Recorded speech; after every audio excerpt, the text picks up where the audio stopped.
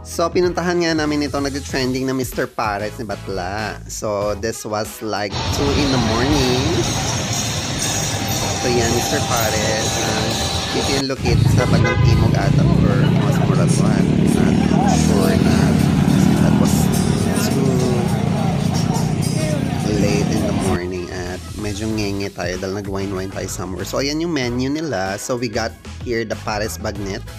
120 pesos. So, it has bagnet, laklak, ali soup, ali rice, soft drinks. So, yan yung pinatapag din ng bulaklak ba? So, yan.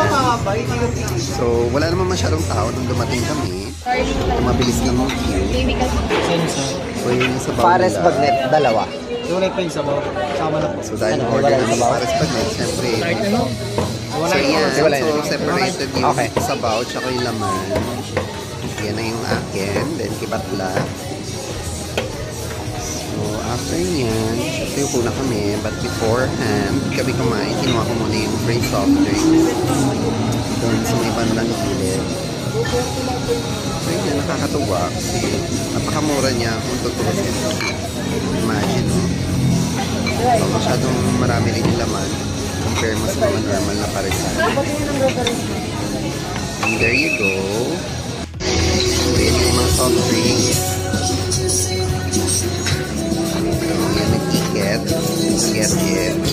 So, dalawa kami. Yan na yung food namin. So, the rice, the soup, at yung laman, yung bulaklak, at saka yung bagnet. And, yun lang. So, pag magre-refill ka ng sabaw at saka ng honey, dadalhin yung lalagyan mo dun sa harapan para kumuha. Yan. Hindi masyadong maraming tao that night. So, yan. Ang comment lang naman namin dito kasi hindi mainit yung sabaw. Diba? Ayun nga, medyo ngelya nga ako niyan. So, masarap sana kung mainit. Pero worth it naman kahit papaano. Yun lang.